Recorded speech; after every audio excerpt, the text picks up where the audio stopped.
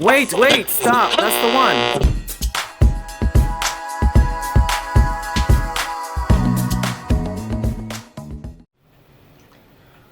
Welcome to ZEN TENN Speaks, a show where I make new friends and reconnect with old ones. A show where everyone's stories may inspire you to tell your own story. In this podcast, we encourage everyone to get rid of shame, guilt, fear, doubt, and judgments for themselves and for others, and replace those with love, empathy, compassion, understanding, kindness, and to do your best in everything that you do.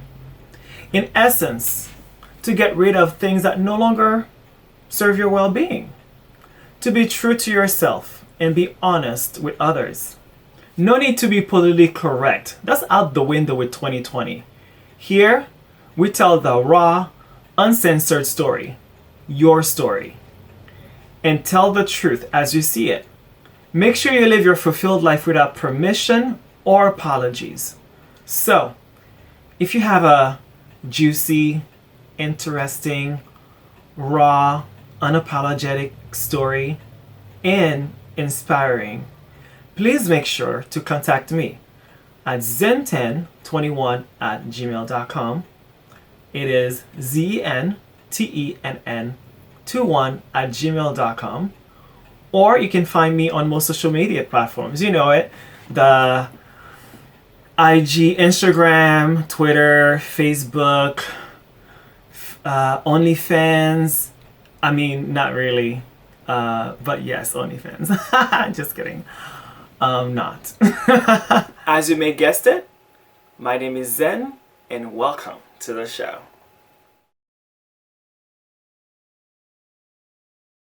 I was like, well, I want to get clean, but I don't want to get clean. But I don't want to live this way, but I do want to live this way. Like, I was torn. I didn't know what I wanted to do. So I was still calling. Obviously, deep down, I did, because I was still researching rehabs. So then I got the call to send me to California. And that's when I called my mom, and I was bawling. I'm like, they want to send me to California. My mom's like, okay, so. And I'm like, I'm not going to California. I'm not flying across the country.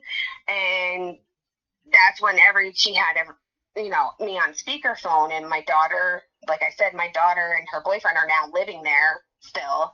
And my son is not speaking to me at all at this point. And they're all on speaker, and they basically said, we're done with you, Amy. We are done.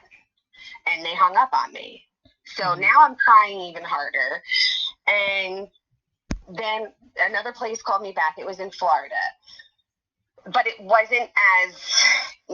made me feel like they were like herding cattle, so to speak. Like there were so many people there.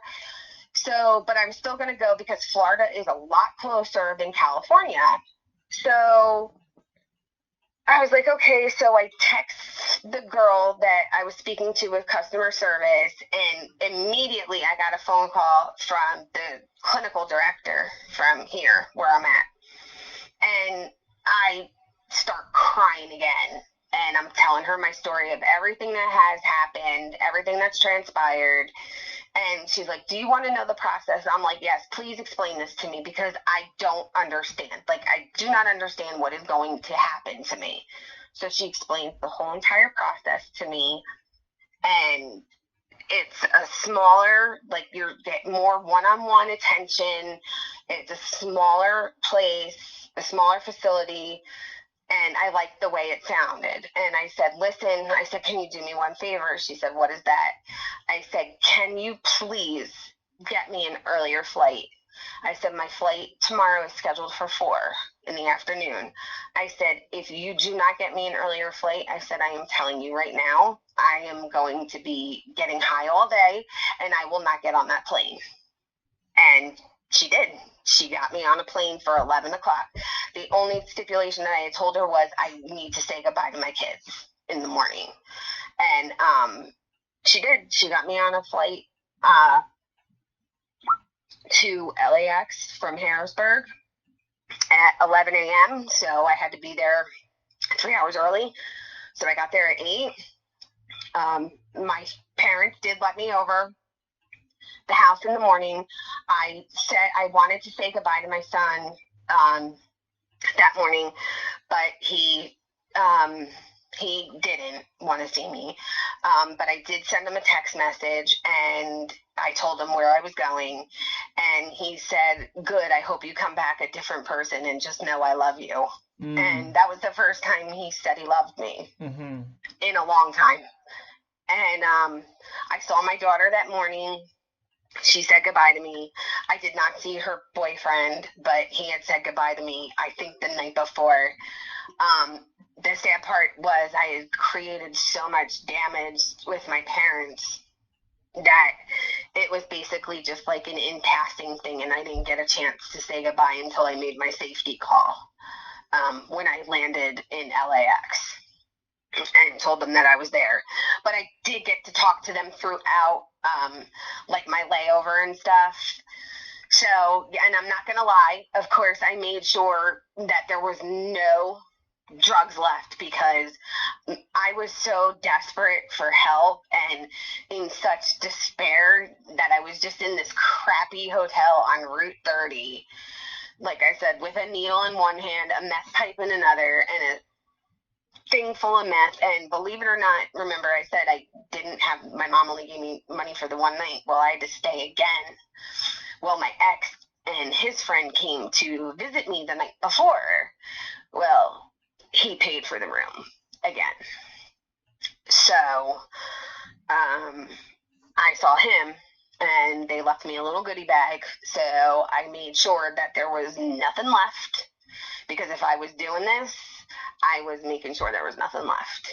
And I did. And I got there September 7 p.m., September 9th, and September 10th was my sobriety date, September 10th, 2021.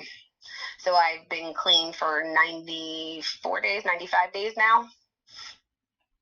And yeah, I have not spoken to him, my ex.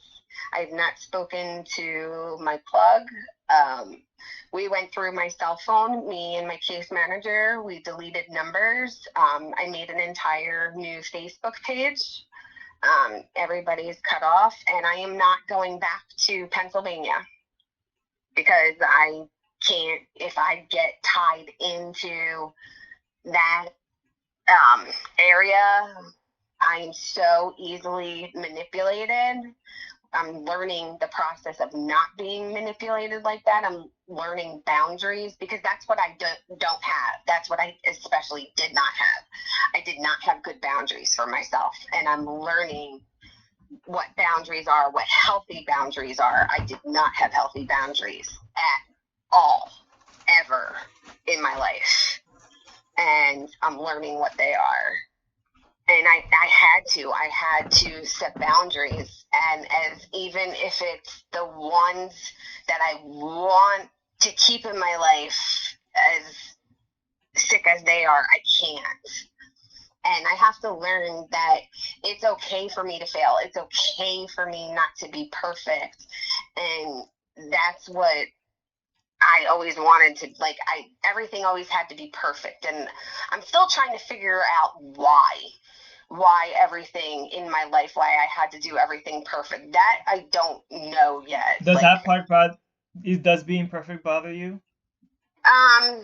It doesn't bother me. It used to bother me, but it doesn't bother me anymore. But I'm just trying to figure out, like, why. But that's what me and my therapist are working on. But boundaries, I'm getting a lot better at that, because there are people who have messaged me and, asked me, believe it or not, asked me for money. And I'm like, no, before I used to be like, oh, okay, sure. That's why I don't have, like, my retirement left. No, no. And I need to keep sober, healthy friends in my life. I can't be friends with people who are not sober and who aren't good for me. Let's face it. If you're not going down a straight, healthy path and not on the same page where I am, I wish you luck, but, you know, I have to be in the same mindset. Because chaos and drama is all I knew my entire life. And I don't want that anymore. I don't want that for my kids either. It's not healthy. Yeah, thank you so much for the story. You're welcome. It's amazing to hear, and I'm glad that you hit rock bottom and now you have self-awareness and you are in a different place and you have made decisions for your own life. And funny thing is, as you were talking, we are very much alike in stuff, very interestingly. Yeah. And but before I go into that, there are two books. I'm gonna leave them here so I can send you the link after the call. I'm gonna leave them on the table so I can remember. First one, as we talked about, it says Codependent No More: How to Stop Controlling Others and Start Caring for Yourself by Melody Beattie. The second one is, I'm reading it, I'm getting goosebumps. It's called Dealing with the Crazy Makers in Your Life: Setting Boundaries on Unhealthy Relationships. Oh, yeah, definitely. Yeah. I'm going to have to get both of them. Yeah, by Dr. David Hawkins. Those books I've read probably over 5 times and they have changed my life. Oh, wow. Yeah, I'm definitely going to have to get them. Yeah, definitely. And another great thing, since you and Cali, I don't know how they work over there, but I know in New York City, you do not have to own books or buy it. You can do audiobooks or even, because it's a free app. So that option is also there if you cannot find the paperback or if you don't have money to purchase. So that's an option to have it for free. And so before I get on the question, similarities with your story is, so I have met someone who, like as you were talking with Mr. P, your ex, the similarities and how you were, and it's interesting that you did use the word trauma bond, and I had trauma bond with like I'm in my podcast about that too. I talked about it. I nicknamed that person Rilo, so I can have a context with name, but I changed the name. And so I was in trauma bond, and in 10 months, I did not know why I was going back with all this drama.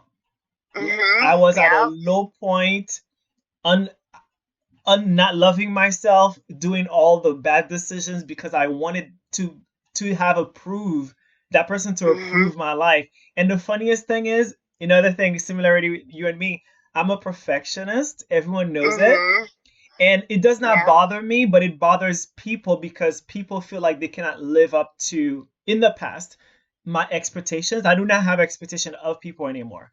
But people, when they tend to be with me, since I'm so perfect, for their own sake, because I never dictate that to anybody, but they look at me, they're like, I cannot live up to you because that's the way you are. But anyone new now, when they start doing that, I even, if you go on my channel, if you subscribe or watch my feed, I even wrote a song that says, people, I forget what the lyrics go like. I go like, moth beg to worship my light until they get burned and die by it.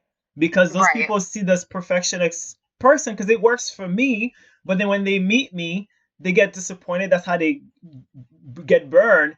And then they're like, oh, I thought you were da-da-da-da, but it doesn't work for them. And because of that perfectionist part. Another thing too, when I got with Rilo, we were having back and forth turmoils of like, it was kind of like playing tennis of emotions and how you were with Mr. P and Mr. B. And I was like, oh my God, what's going on? And later on, I realized that it was trauma bond. and how he was what's the thing called? I wrote a note. Let me get on the note real quick here. What is it called?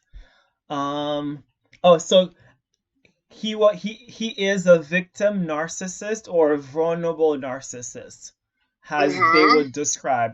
And we're not gonna get into deep into it, but as you notice with Mr. P, all the things they would do to Yes. keep you. They were a drug themselves. They are a drug themselves. He is. They both are. Yeah. Both of them were, yes. He is. No, they both still are. Yeah. To my knowledge, they're not clean. Yeah. Right. Well, for me, like the first drug in my life was sugar. And as people Mm-hmm. need to realize and know that it's a drug. And the second drug to me was a person. It was Mm-hmm. Rilo. Yes. Because Yes. how you go back to someone who is just like a drug like the meth, they're hurting you, Mm-hmm. you looking at you in your mirror, you feel disgusted, but you still go back to it. There's an addiction. Yes. There is this disconnect.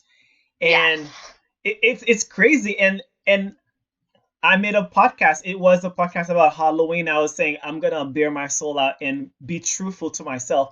I even said, and I said today, I'm not proud of that. If he messaged me today, I believe I Mm-hmm. would say yes. But I'm glad that we're blocked. Like we're blocked. But Right. Right. it's tough, and I can, as you were talking, I was getting goosebumps. I can feel you. Mm-hmm. It's like different stories but similarities. Right. Right. I feel the pain. Right. Like I even thought too, and I even brought it up with my therapist as much as because like I said, my birthday is December 4th, and as much as I know we don't talk. We do not speak. As much as we don't speak, I was kind of like deep down, I was like, well, when his birthday passed in June, we weren't talking, but I did end up seeing him at like the convenience store, and I wished him a happy birthday, and I think I gave him like $20 too that day for his birthday, and but he was, as you know, he was keep coming back and forth. And but at that point we weren't talking, and I was kind of deep down this time. I was like, well, I hope he reaches out for my birthday. And then when my birthday passed and there was nothing, I was like, wow, okay. So deep down I wanted it, but at the same time I didn't. Because then Yes. I knew, like, oh, well, then it's going to start again. And no, I can't have that in my life. And it's good to get rid of addiction, period. And I'm glad I brought up a human addiction, because I don't think I ever heard anyone mention that. I don't know if you ever thought of that either, because what you're stating, you started with trauma because you married this kind of people. It's funny that you Mm-hmm. say that, because I wrote it down as a question. Do you notice you are getting with men with different faces but same men? And then you mentioned that, and I was like, oh my god, like Yeah. our spirit got us together to talk together on this podcast? Like, what's going Yeah. on? Right? Yeah, right? Yeah. No, yeah, yeah. It's amazing. I Yeah. Yeah, I did. I brought it up today too with somebody. Like I forgot, like somebody posed a question, and I forget what the question was, or something like, what do you have a bad habit of repeating or something? And my answer was picking the wrong men. And that's what it was. Oh, I'm Like glad you said that. I always pick the wrong men, because if you were, for lack of better word, normal, you better get away from me, because I could not ever have normal in my life, Wow. even though I wanted normal. Like to go on the vacations, to have the happy life, to have the bank account that always had the money in it, like not to struggle, to have that. Even though I wanted that, if there was not some sort of chaos, no, forget it. I wasn't going to be with you. I want Forget to, about that. yeah, Go look somewhere else. that is so Yeah. true. My guru is Sadhguru, and he mentioned something like, and also Dr. Wayne Dyer. These people, if you like, I don't know what you do on your day to day, you can research about them, and they totally have changed my life because they're my gurus. Dr. Wendara says, an orange cannot give apple juice. And so therefore, who you are around or who you attract, and words are powerful. As you mentioned, you chose, and I'm glad you have self-responsibility in that, because people tend to say, men come to my life to ruin me. But then I saw a meme that says, men can come to your life, but then you keeping them in there is your karma. And when I saw that, I floored, and I'm like, 100%. Yes, absolutely. Absolutely. For sure. Because that's, I always had that power to let him go. I could have let him go 1,000 times. I didn't have to bring him back. Like, my daughter even threatened me a couple times, to, like, if you bring him back, I'm going to leave. I can't stand him. And she had every right not to, because he was hurting her mother. But then it was almost like I was begging my daughter, like, don't start, stuff like that. But she was right. And she's a kid, she's an adult, but she's, to me, she's my kid, you know? Right. But she had more common sense than I did. Well, but now understandably, I see it now. But it took me to obviously get off drugs, hit rock bottom. Finally, whether I was on drugs or not, I still had to hit a bottom to see that this is not what I want for my life. Like, something is not working. Something has got to change in my life, because I cannot be miserable anymore. And I cannot take being hurt physically, mentally, verbally. I cannot take it anymore. Like, I am worth so much more than that. Yeah, 100%. A wise lady I interviewed told me that most people change their lives for two things. They either were pushed against the wall and forced to do it, by life, of course, or other times they wake up one day and go like, I just want to do it. And it's like, either one. It's like, it all depends who you are and what you have done in your life that turns you into the, like, life is forcing you, either homelessness or rock bottom or disease or something crazy, or you just wake up and you just want better because what you had, you're grateful for it, but you just kind of like, I want to use bored, but not the word bored. You just want difference, and as human being is okay. And so your process of going through it is like perfect under the sun, because who says you what, it's like, but I've noticed with you and I, with the similarities, I don't question. I'm a perfectionist. I don't question that anymore. I'm just being how you call it, having a balance in my life, and I also do not how you call it. Yeah. So with the similarities of then having a human addiction, and of course, because our past we had a trauma. This is why we chose certain men. Like, I used to choose men who are, I don't know if you're familiar with that term, homosexual.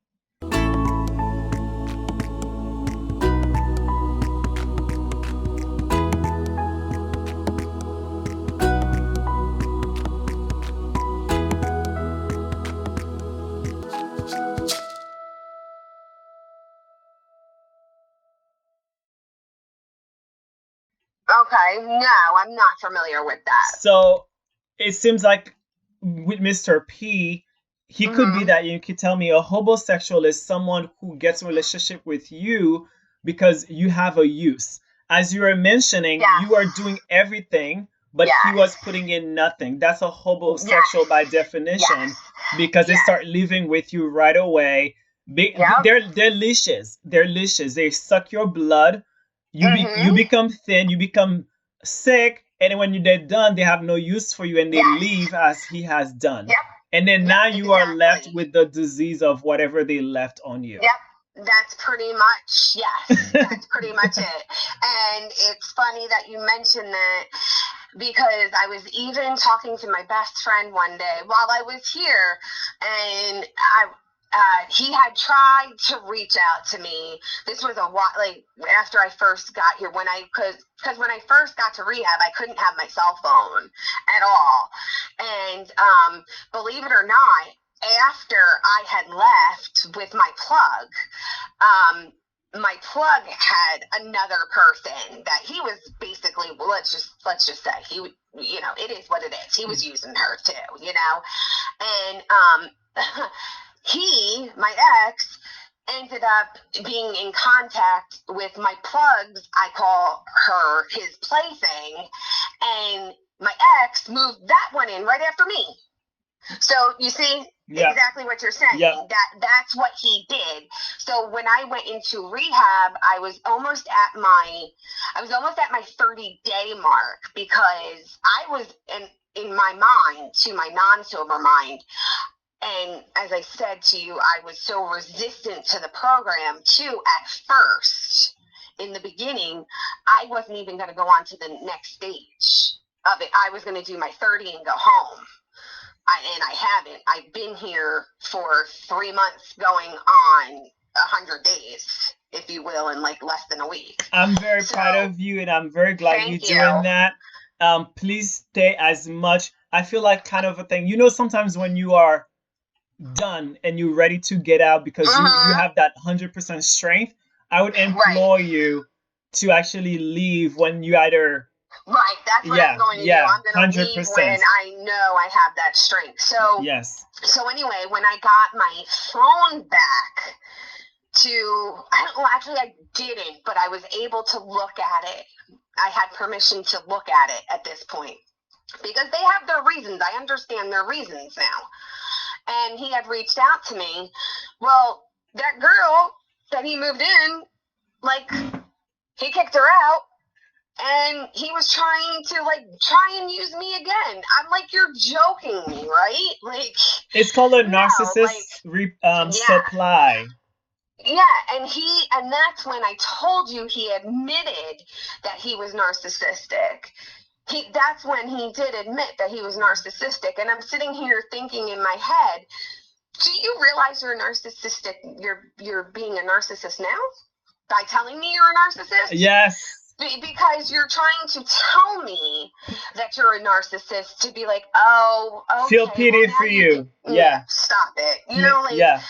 And that's when me and my best friend were talking about that's what he does. And his own mom had said it, that he knows exactly what he's doing.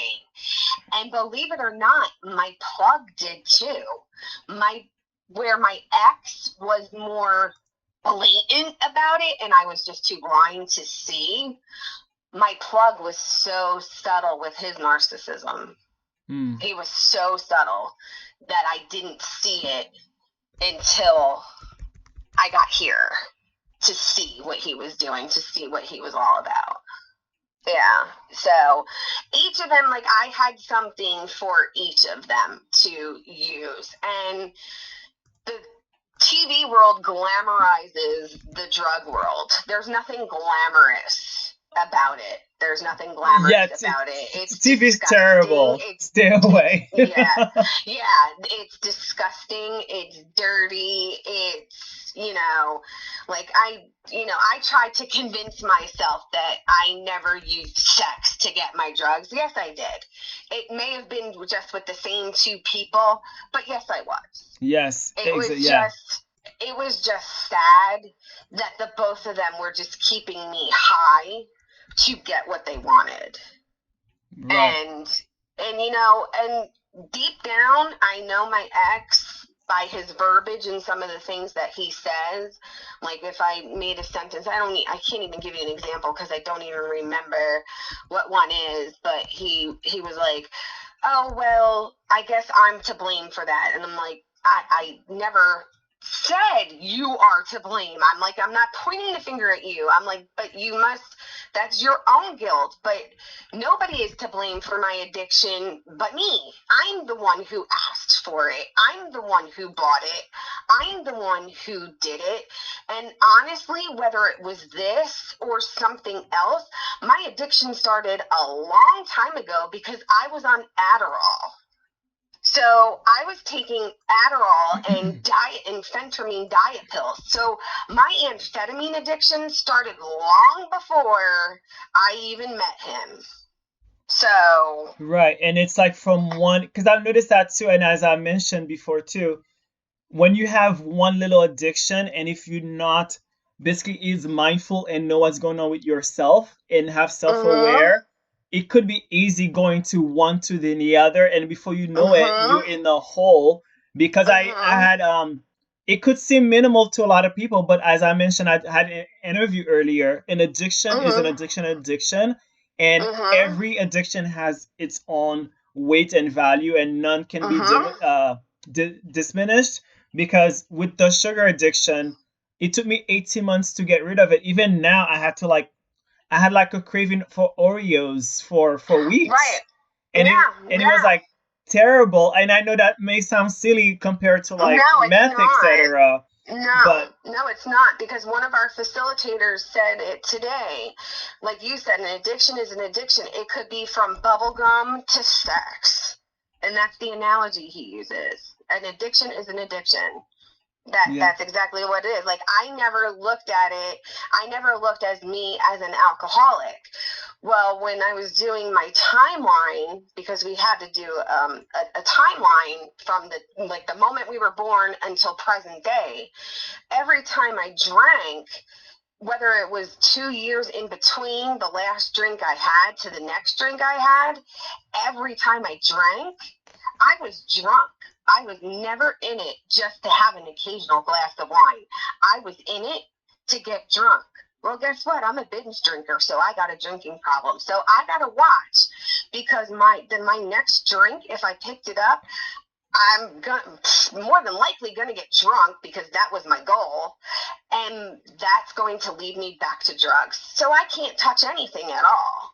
So I have to live a complete and total sober, healthy life. Yes, a straight edge, yeah. And I was gonna ask you that, and I'm glad you touched it up, because I had a friend who had all this addiction thing, and he is smoking, but he went to vape, and then he's really like annoyed and mad about, because he goes to AA and he mad about the community. He says, "Well, I can smoke, but they look at him bad because he's doing it." And I was just like, and that could be a bad thing, because you shouldn't shame people, because if you're in a community, it's supposed to be about support. But I understand where he's coming from. But I never told him, because he's big and he knows and he's saying it himself. But in my head, I'm thinking, if you are smoking a pack a day, that's still an addiction that could lead to other addictions. It's like, you know what? I was a heavy smoker. I was getting to be a heavy smoker when I was using, and when I got into rehab, I started smoking more, because okay, now I'm not using drugs, so right, what am I going to do? Right. And believe it or not, I have not bought a pack of cigarettes, and I couldn't tell you when, and I can't tell you the last time I actually smoked a cigarette. I do have a vape, and I think I took a couple hits off of it yesterday. I haven't used it today. So I slowly cut cigarettes out of my life. But I remember saying to them, one addiction at a time. Because I was like, okay, I just cut drugs. I can't cut cigarettes right now. But I did. I ended up slowly, when I moved over to the sober living part, which I'm at now, that's when I started cutting the cigarettes out of my life, of my daily life. Mm-hmm. Yeah, so, because I if I'm going to be healthier, obviously, I didn't want to continue to smoke.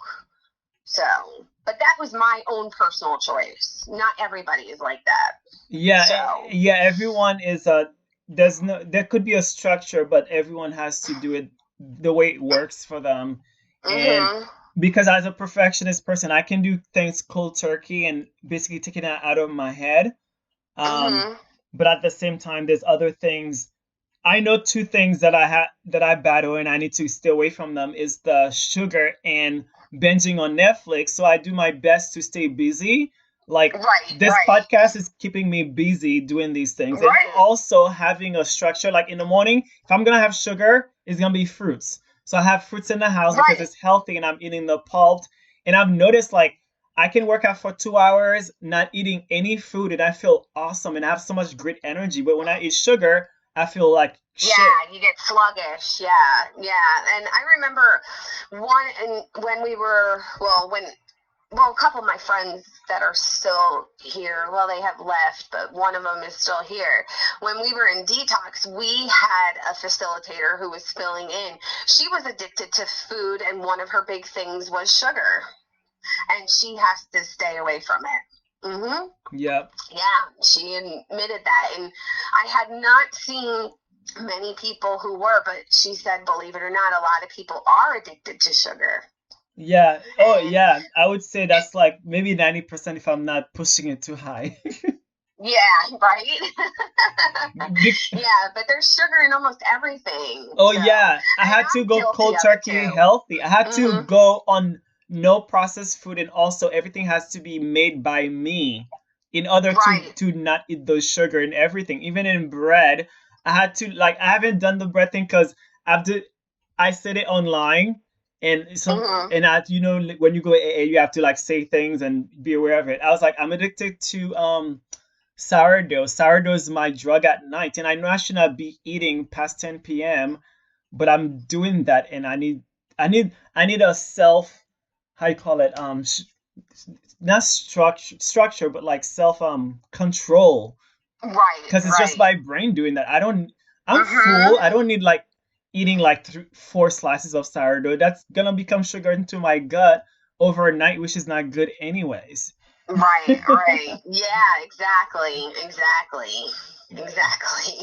Oh my goodness. Okay, so I'm glad you have a therapist, and so do you feel confident, and is your therapist feel you and your therapist feel confident that, since usually when you go to your therapist, you go from day one to see what the reason is why we behave certain ways, and once you find out the reason, it's easier to basically nip it in the bud, like they say.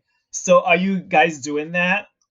Yes. Perfect. Yes, we are. Yes, yeah. That's awesome. We a lot of my stuff stems back from my mom and dad got my biological father has since passed away. He passed away 19 years ago because my daughter was just born when he passed away. But when my father, now that I spoke of when I said they hung up on me and everything, he adopted myself and my brother when I was 16 and my brother was 12.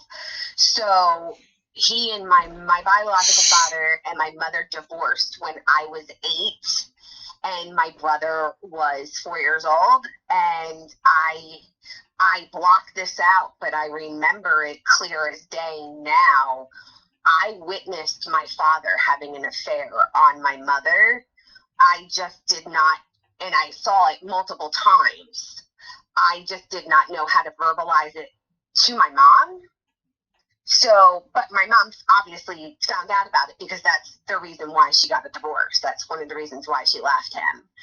And obviously she wasn't going to tell an 8-year-old, that's why I'm leaving your dad. She told me when I got much older, but I blocked it out of my head. So I internalized all that and I blamed myself. And I had abandonment issues. And for a long time, I had the attitude that, well, you know what? I'm going to hurt you before you hurt me. And I would live by that, and I would do that, and I had, believe it or not, I was diagnosed with borderline personality disorder because of that trauma. So we're dealing with trauma, and once, I think we're going to actually look into it now, for trauma support groups for that. What is your abandonment style?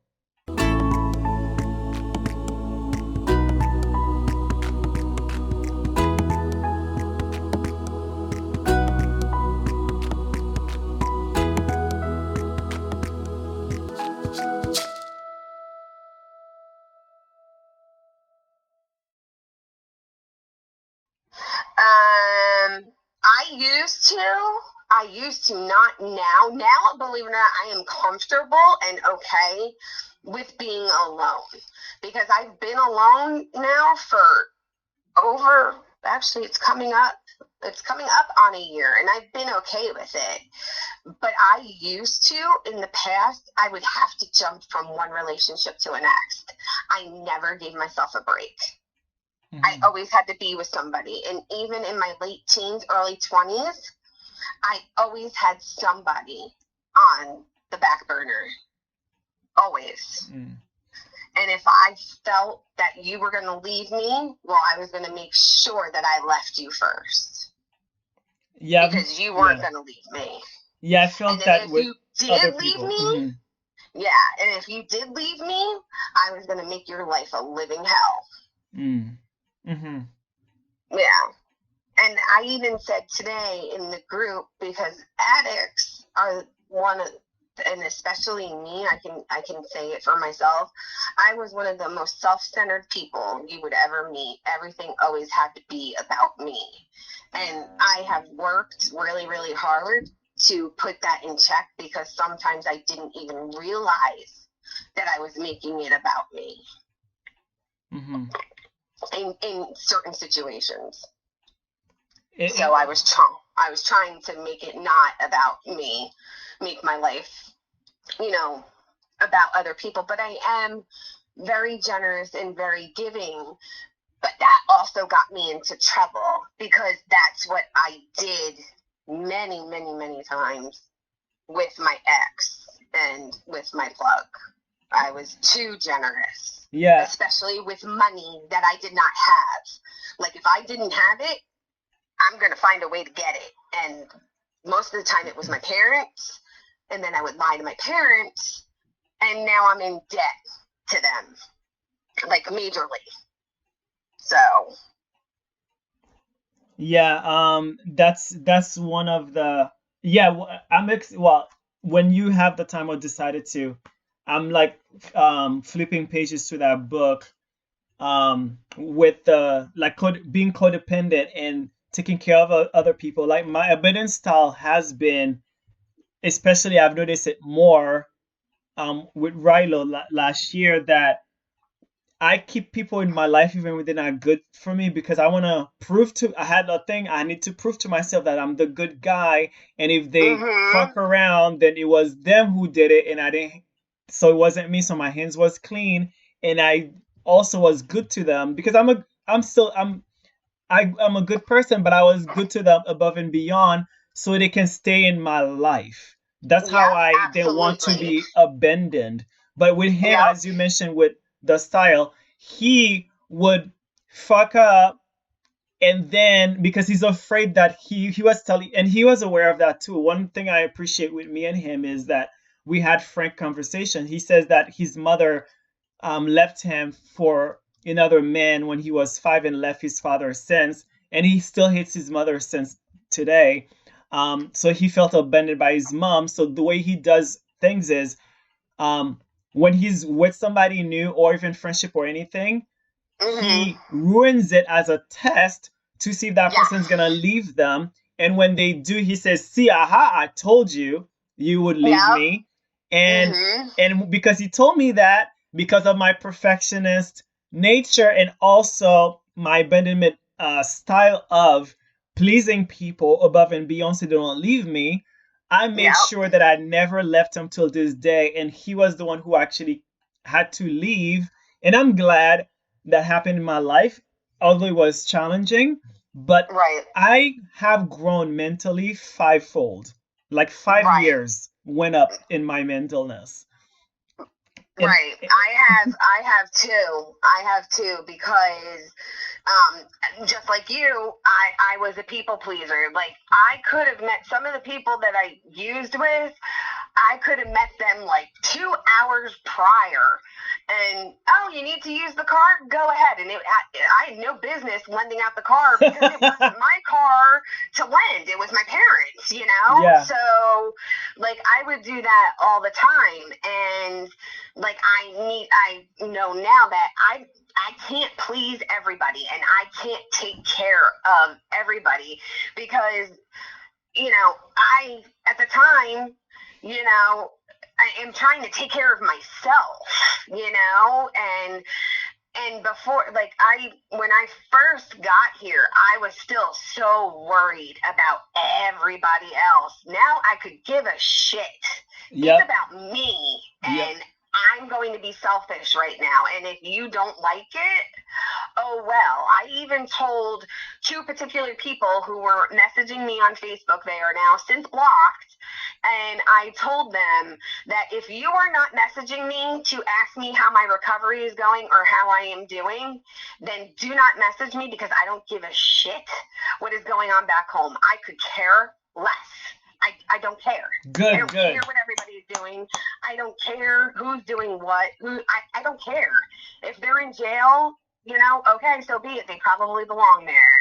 Yeah. If they passed away, okay, well, I'm sorry, but what can I do from here? Yeah, you need to heal yourself, and you cannot afford any more drama while you're healing. It's like someone is like, you're sick and they're telling you to go and do the dishes. Like, what the hell? I'm in bed right now. Yeah, exactly. And that's, I don't care. And even my own daughter at times, when people have messaged her or she saw them out, she's even told them basically fuck off, pretty much, or she has a whole script planned in her head. And sometimes deep down, I think she's wishing she sees some people because she wants to tell them off, But at this point, when I do go back for her graduation, her and I already have it planned out, because Lancaster is big, but it's small, especially in the drug world. Everybody knows everybody, and I'm bound to run into somebody. But it's either keep it moving when and if I see somebody, but if they start talking, we already have it. Well, nice talking to you, gotta go. Hey, how are you? Gotta go. Yeah. Because I'm not getting sucked back into that lifestyle. But by the time she graduates, I'm gonna have enough time under me that I'll be strong enough. But they also know, and they also respect the fact that, my kids and my family, that one of the reasons why I did not come back right away is because I don't trust myself. There was a point where I told, my therapist and everybody would ask, and the insurance company also wanted to know, how bad the cravings were. And there were times where my cravings were like an 8 out of a 10. And I would tell them, I couldn't tell you if somebody walked in and had a bag full of meth. I can't tell you if I would take it or not. And now I could tell you if somebody walks in with a bag full of meth, I'm walking right out the door. I'm not going to be near that. Yeah. That's at the point where I'm at right now. That's great decisions. All my life I've been straight edge, and I've called myself that up until I went to the low point, and then when I met Rilo, and because I wanted him to stay in my life. And as you were talking your story about Mr. P and or those people in February when you met them, I was just like, because he kept threatening, when he didn't get his way of certain things, he would threaten to abandon me. First. I got that too. Yeah. If you don't stop arguing with me, I'm gonna leave. I'm like, okay. Right. What am I doing? And then looking back, sometimes I did see what I was doing, but then at the same time, I didn't realize what I was doing, or if in fact I was really doing it, because when he got out of jail, he swore he was gonna not use meth when he got out of jail, because let's face it, 2.5 weeks he was clean. And we got into a fight that night that he got into jail. He got out of jail, he left. And I was like, well, you didn't have to pick a fight with me if you wanted to go use. Stupid stuff like that. Making an excuse to blame you, basically. Yeah. Yep. Yeah. I am glad that because when I wanted to keep Rilo in my life, I did things with him that night, and I indulged in everything that I never did in my life ever. I stayed away from all this stuff in my life, and looking at hindsight, I couldn't believe that's the person that was me. But I'm not shaming myself. I'm done with the guilt, and I'm done judging myself and pushing myself down, because anything that we do, we did our best at the moment. That's all we can do, because the present is all we have. We cannot live in the future, and the past is gone. So I'm just taking that as a lesson of where I was at the low point, to be like, wow, obviously I thought I love myself so much. Obviously there is so much more to work on. And obviously I need to go back into my childhood to understand why I allowed these kind of men in my life, and why I went so far. Because I was like, never ever, like, even my friends, like, when they would drink, they'll be like, hey, sip on this. I'll be like, no. But for that one person, I didn't only do the dark drinks. I did the sniffing stuff. And I was just like, are you kidding me? For this person who did nothing ever in my life, just take it and take, I couldn't believe it. And I never thought that, because I told you that I had put my second ex-husband in rehab multiple times. Yeah. And I never thought that I was actually going to be on this side. I was on the other side. I was on the family of the addicts. Yeah, and if life that crazy, it's like you never know where you're gonna end up. Right. And I actually was like, wow. And believe it or not, when I was starting to get bad, there's always, like, they always say that inner voice that you hear, you always hear you hear an inner voice, and it almost sounds like you, but it's your higher power pretty much talking to you. And when I was getting bad, multiple times, I heard that inner voice saying to me, you're going to rehab. You're going to rehab. And I brushed it off. And then the last time it said to me, you're going to rehab, that is when my friend introduced me to her friend, and we were talking, and that was it. I was like, I can't. I'm sitting here trying to find a vein in my arms, and I'm a phlebotomist, so I should know. I've now ruined at that point most of my veins. I'm still trying to figure it out, and I'm shooting up as I'm talking to people on the phone with rehab. Like, that is sick. My godson was born. I told you my friend had her baby. My godson was born. I couldn't put the pipe down enough to not snort a line in the bathroom at the hospital. There's something wrong there. And at that point, I still didn't even see there was something wrong. It took me until Labor Day weekend to see that I had a problem. And nobody was going to convince me. Yep. Everybody was just praying that at some point I was going to wake up, that I saw it, and I finally did. And no one could convince me anything either. It's like no one can. I often say, one thing I often do in my life, I never tell anyone what to do unless they ask me. I rather inspire people. I rather live my life. And if you look at my life and you be like, oh, I want to be like Zen. That's all you can do. Because not until you're ready.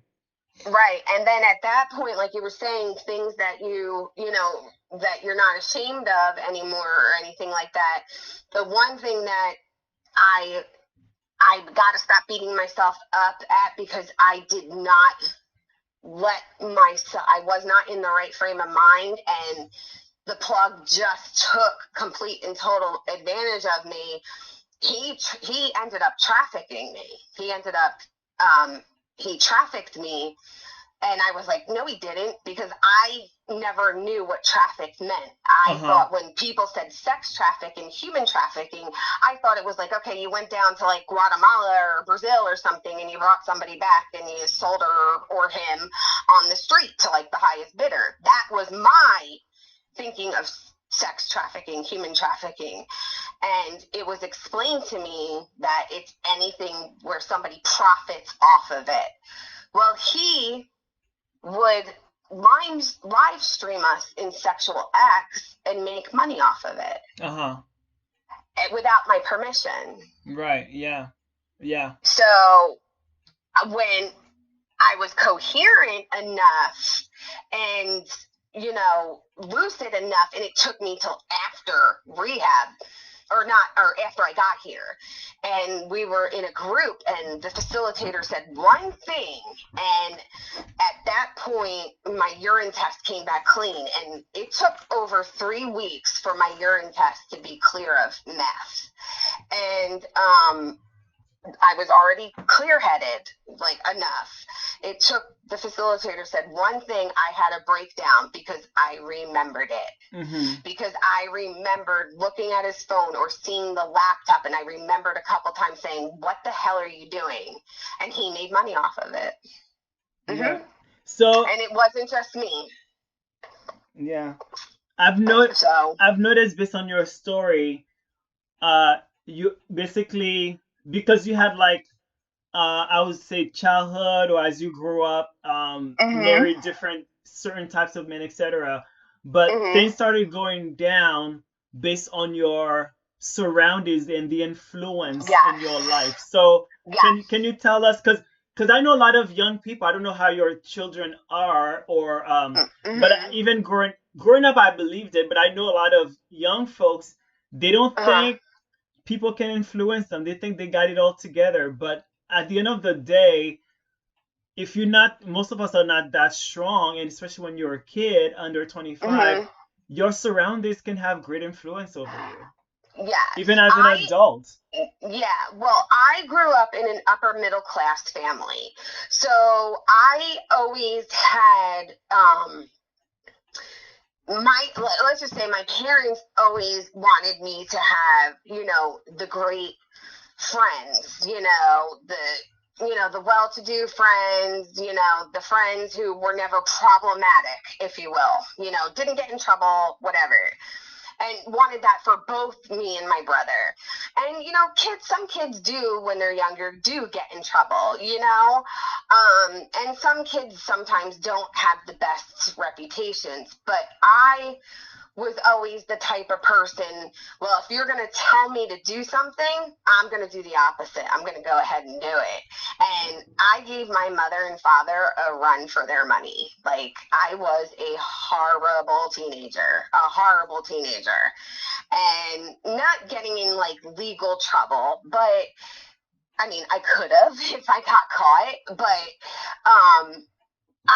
I was getting myself into trouble, but I hung out with, looking back, my parents said that they shouldn't have done what they did, but when I joined a volunteer first aid squad, so a lot of my friends, other than my high school friends when I was 16, they were older. They were on the fire department, the first aid, or they were on the police department, because the town in New Jersey that I grew up in, Manasquan, it was tiny. It wasn't a very big town, so there were a lot of smaller surrounding towns. And when they did, when I was doing that, I was hanging out with people who were a lot older than me, 6-7 years older than me. So I was hanging out with people who could drink. So obviously, what were they doing? They were giving me alcohol. Mm-hmm. So I was influenced by that. And then every year in September, they always had a firemen's convention, down in Wildwood, New Jersey. That's a party weekend, or I think it's a weekend. I can't really remember. It's been years since I've been there. My parents, at the age of 16, 17, let me go. Looking back at it, they said they shouldn't have let me go because of the people I was going out with. I was also at 17 going out with somebody who was over 20. So that's where it went wrong. Mm-hmm. And that influenced me a lot. So hanging out with the older crowd, Mm-hmm. I want to ask you about, how was jail?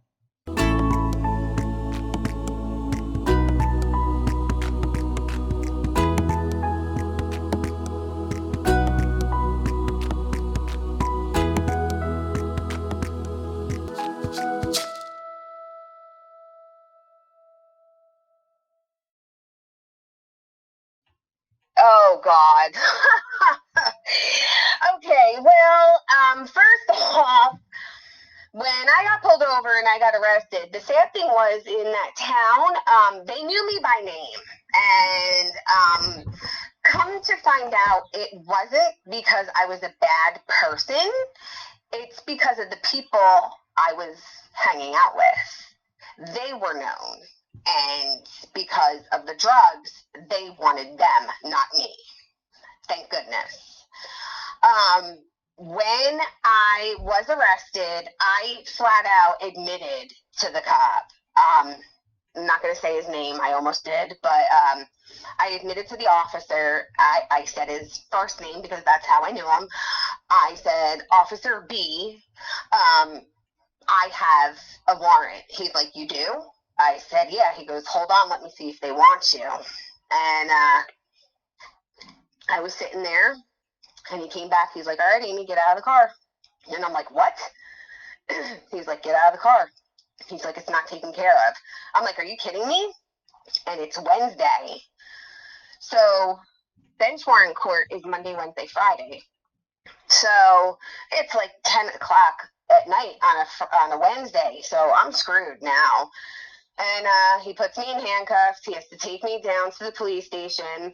Now I have to wait for the county officer to come and get me. Would you believe they shackled me? They handcuffed and shackled me for a failure to appear warrant. I'm like, are you joking me? Like, are you serious? And mind you, I'm in flip-flops and jeans and a short sleeve shirt and trying to walk in shackles to the police car Wow. to take me to jail. So when they took me to jail, like, it's my first time ever in there. And so I'm doing all the things that, answering the questions and everything. And with that, they already put, when I got there, Officer B hands me a bag. So I had my nose pierced at the time. And that day when I got out, I lost my nose ring. So, because I took it out. So I put my nose ring, my earrings, everything that I had on in the bag, my cell phone, everything, into property. So I hand them over my property, and it's so humiliating because now I have to strip like completely naked in front of one of the female officers just to make sure that I'm not, sticking things up me to take into jail. And then I had gotten my first COVID shot because at the hospital I had to get it because I had intentions of going back to work. So I had to get my first COVID shot, and my godson had a cold, and so did my daughter and her boyfriend. So I now caught this, and it instantly, when I get colds like that, it goes into pneumonia. So I had pneumonia, so I told them I had it. So now they put me on a block in isolation because I had a cold. So now I'm in isolation by myself. So I'm alone in jail, coming down from meth. I'm like, great. So thank goodness I had one of the coolest officers. She was nice. She let me out of my cell like all day. It's hot as hell in there because it's June. It's like 90 degrees and there's no air. So the next day, Thursday, I'm in there all day, all night by myself. Like, I'm like crying, and I'm telling her my story. She's giving me like advice, and she's giving me advice on my ex and everything. And of course, I'm hearing her, and I still remember a little bit of what she told me, not all of it. I'm hearing her, but at the same time, I'm being nice, but I'm not giving a shit what she says. Because at the end of the day, I'm going to get out and I'm going to do whatever the hell I want to do in my mind.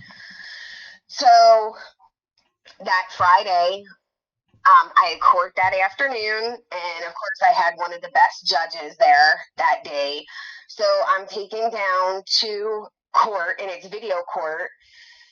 And ironically, the guard that day who took me to video court was the officer who arrested me's brother. How ironic is that? So I tell the public defender this story. They ended up finding all my paper that I had COVID, that I sent over that I had COVID. They reinstated my bail, and I was released at 9 o'clock that night. but it was awful. It was awful coming down from that and being so anxious and jittery and wanting to get out, and nobody's putting. The first person I called was my ex because I needed somebody to come and get me because I am not about to call my parents. I was not about to call them at all. I wasn't. And come to find out, they did end up finding out that I was in jail, and they took the car. But here's the thing. The first thing I did, when my ex picked me up, he brought me back to his house. I saw his mom, his sister, hugs, kisses, the whole nine. Took her car back to my apartment because my purse, wallet, everything is back at my apartment. So I go there. First thing I do is take a shower because I'm just grossed out. I get in there and I look at my purse, and my purse is in disarray. And I'm like, what the hell happened?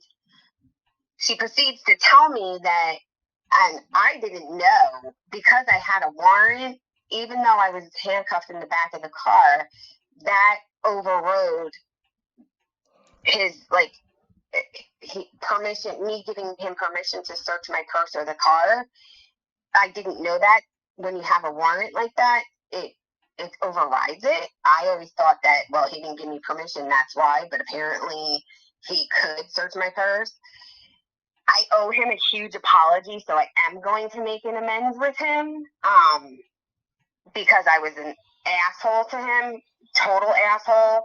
And in my purse was everybody's pipe, everybody's container that had stuff in it. We were actually on our way to go pick up more meth. We were out, and it had residue in the containers, and I was holding on to everybody's stuff. So what hope do you have for the future? I'm actually going to school. I got accepted to multiple colleges. I have to decide where I'm going. I'm going back to school to finish my bachelor's, and I'm going to get certified in substance abuse counseling, as well as I want to take some classes on, trafficking, human trafficking and sex trafficking, because I want to help others. I want to pay it forward. So I want to give back because a lot of people have helped me, and I am so incredibly grateful for that. And even complete strangers. Like I said, my friend, I thought I hid everything well, and I did not hide it well, obviously. And I want to give back and help others and give people hope that even though you think you're lost and you're in such a dark place, you don't have to be. You're not alone. You don't have to feel like you're alone, because that's what I did. I felt like I was totally alone in this world, and I wasn't. I wasn't alone. I just felt that way, and I could have reached out a lot sooner than I did. That's so true. And one thing I've noticed with the reaching out, in my experience at least, it's better and easier to reach out to complete strangers than people who know me, because I've noticed even in my entrepreneurial ventures, or even if I need something, when I reach out to people who know me, which I would think it would be better, but then there's so much baggage that comes with that. There's judgment. There is oh my God, you're annoying me. There's oh my God, I can't deal with you right now, or I have my own life. But when you talk to other strangers, I don't know what the psychology of it is, but for some reason, strangers are more receptive at supporting your business or supporting your need in something. And if you hit rock bottom, a stranger is more likely to run out and save you than people who know me. It's weird. I don't know. Maybe someone is deep into psychology listening to this. Please let us know what's going on. Yeah, but I would love to know I would like to know too. Me too. Yeah, I've noticed that as well, that strangers are more apt to help you as well. It's so interesting. So why was it very important for you to tell your story today? Because when I posted that thing on the other lady's post, you responded, and and she did not. So it was like Right. really interesting because I love psychology and I love to learn like human and how and all this stuff. And I love how it's interesting because I'm like, I've noticed a lot of people I talk to, there's Mhm. similarities. Like I'm spiritual and I believe in energy and how people come into our lives for reasons. And I'm Right. doing this podcast. Like Rilo happened in my life, and I went to 10 months of depression and self-loathing with him. Right. And then I decided to stop shaming myself and guilting myself and judging myself. So one way of therapy to do that is to have a solo podcast, which I started. And other people Mhm. was like, I benefit from what I'm hearing. You should interview other people who can also tell their story. That way people can feel like they're not alone. Right. And Right. and that's why I kept doing it, and I'm happy I've done it. And I've noticed that I meet certain people like you in the interview I had earlier that had like, of course we're different people, but there's it's kind of the core of it is similar but different stories. And Right. why it's kind of like, yeah, people enter to your life for a reason, and it's like, Right. I don't know what Exactly. I that believe that is, but I too. love it. It's like feels good. Right. I wanted to get my story out for basically also what you're saying is I want to let people know that they're not alone, and especially when I started, even though yes, my drug use goes back to when being on Adderall, even though I was prescribed it, I was also over prescribed it. So that started my amphetamine use. But when I dipped into the meth, I started it at an older, if you will, age where people started much younger. So I want to let people know that they're not alone in the world with meth use, and if they want to get help, there is help out there, and the place where I'm at is absolutely great. And people, they can private message me if they want. I can let them know where I am, and if they know somebody or they themselves want help, I can give them definitely the phone number. But yes, they're not alone. And two, it's important to let people know that this stuff out in the world that my plug had done to me, and where people feel alone with domestic violence, please do tell, because don't hide it like I did. Even though I did try to get help, and the police were absolutely no help. So when it continued, I felt ashamed or made excuses. I mean, I came up with like a million excuses where the bruises came from. Don't get out while you can, if you can. And I understand why people can't, and I understand why they don't leave. It's not as easy as it sounds or as the situation is, because statistically the hardest part and the most, as they say, the day that can be the deadliest day is when you are leaving. And I remember walking out that door, running to my plug's car because I had him park in a specific spot, praying he did not see me leave. Because I knew if he saw me, that was it. And I remember telling you, my last words to him were, next time you better kill me. Mm-hmm. Wow. Yeah. Well, So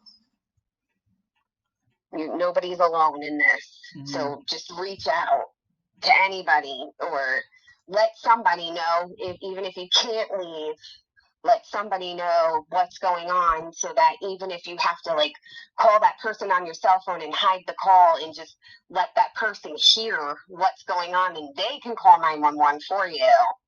Mm-hmm. Do it. Right.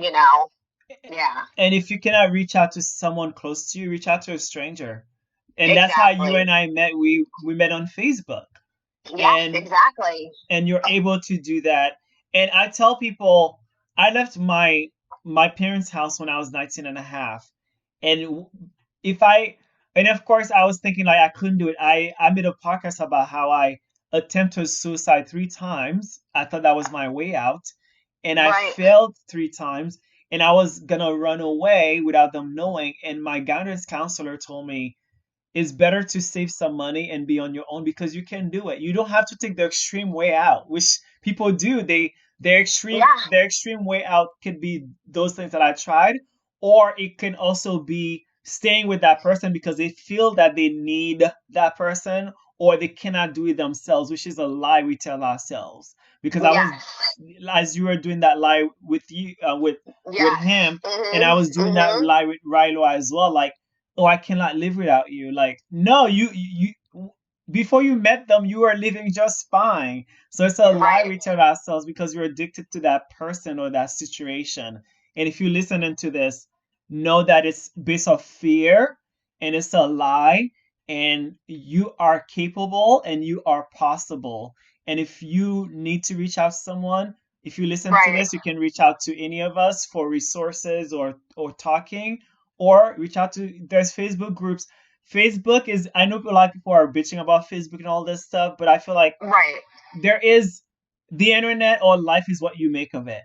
If Facebook annoys you for a certain reason, you can use it for other resources.